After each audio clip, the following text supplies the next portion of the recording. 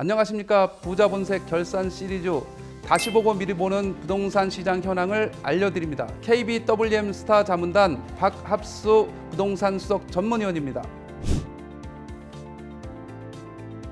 오늘은 부동산 시장에 대해서 간단한 키워드를 통해서 말씀드리도록 하겠습니다. 2020년 매매 시장의 키워드는 2019년 12.16 대책으로 인해서 전반적으로 하향 안정세가 지속됐습니다. 특히 서울 같은 경우에는 다주택자 위주로 매물이 대거 나오면서 전체적인 하향 안정세가 지속됐습니다.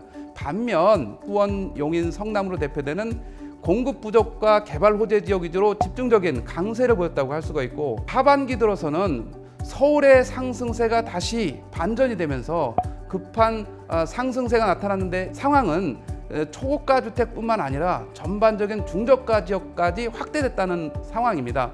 자, 이런 차원에서 보면 전체적인 가격 상승과 전세난으로 인해서 30대의 영끌이 나타나면서 전체적인 가격을 끌어올리는 모양새가 연말까지 진행됐다고 할 수 있습니다.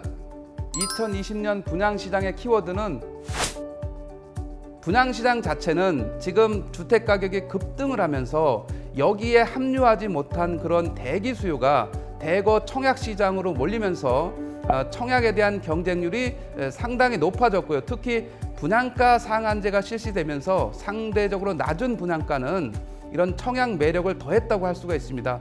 그만큼 이제 수도권 어지간한 지역들은 100대 1을 기본으로 청약 경쟁률이 높아지면서 상당한 집중력이 나타난 그런 모양새입니다. 특히 광역시뿐만 아니라 지방에서도 그런 알짜 단지 위주로는 집중력이 높아지면서 전체적인 상승세가 전국으로 확대되는 그런 현상이 나타났다고 할 수 있습니다. 2020년 전세 시장의 키워드는, 제가 연초에 전세 시장 불안을 주택 시장의 화두로 꼽았는데 안타깝게도 적중을 하는 그런 모양새였다라고 할 수가 있습니다. 이런 전세 상황은 기본적인 그런 수요 공급에 따른 공급 부족과 더불어서 주택 가격이 상승함에 따라서 전세가율을 자동적으로 상승 견인하는 이런 반영 비율이 나타났고, 전세를 중심으로 불안 요인이 더 커졌다라고 좀 할 수 있을 것 같습니다. 그만큼 이제 이런 전세 시장은 임대차 3법이 출현이 되면서 더욱 시장에 매물이 사라지는 이런 이제 모양새가 나타났고, 가을 이사철까지 경색 국면이 이어지는 모양새가 나타난 게 전세 시장이라고 할 수 있습니다. 2021년 매매 시장은 바로 서울 지역은 초고가 아파트 같은 경우 보유세 중과에 따른 이런 주춤하는 현상이 나타날 가능성이 농후하고, 중저가 아파트의 상승세는 지속될 가능성이 높다고 할 수가 있습니다. 경기도 자체에서는 풍선 효과와 더불어서 가격 상승세가 두드러질 가능성이 높은 시장이라고 할 수 있습니다. 특히 광역시 같은 경우에는 부산, 대구, 대전의 강세가 여전히 지속될 가능성이 높고, 특히 울산의 공급 부족이 두드러지는 이런 시점에 도달했기 때문에 울산의 강세가 여전히 커질 것으로 보여집니다. 광주는 지난해에는 강보합세에 머물렀습니다만 공급 부족과 더불어서 분양시장의 집중력이 커지는 양상으로 나타날 가능성이 높습니다.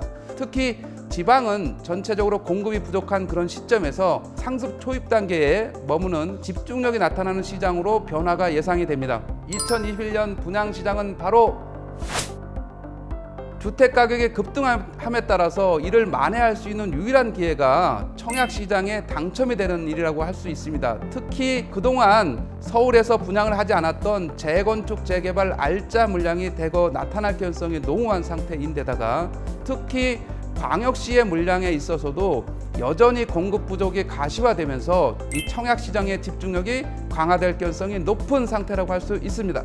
2021년 전세 시장은 바로, 전세 시장은 20년에 이어서 21년에도 여전히 전세난의 시름은 더욱 깊어질 가능성이 높습니다. 전세를 해결할 유일한 방법은 공급 확충인데, 공급 자체는 물리적으로 가능한 상황이 아니고 임대차 3법 등 여러 가지 제약 조건에 따라서 시장의 매물이 잠기는 효과가 지속될 가능성이 높기 때문에 단기적으로는 매물 출회가 제한적인 상황을 감안하면 서울 수도권의 전세난도 더욱 가시화될 가능성이 높은 상태라고 할 수 있습니다. 이런 전세난은 지방까지 확대되는 양상으로 나타날 가능성이 높은 이런 불안한 시기가 1년 내내 지속될 개연성이 높다고 할 수 있습니다.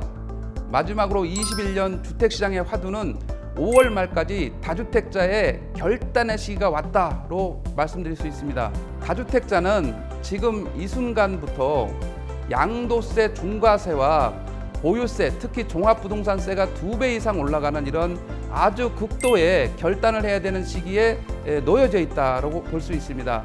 특히 5월 말까지 매도냐 보유냐를 결단해야 될 아주 중요한 시점이기 때문에 다주택자는 판단의 기로에 서 있다로 볼 수 있습니다. 과연 매도를 하는 것이 좋은지 아니면 계속 보유하면서 이 보유세를 감당할 수 있는지에 대한 중요한 판단을 해야 되는 그런 시점이 봄 주택시장까지 판단을 내려야 되는 절대절명의 시기에 놓여져 있다고 할 수 있습니다.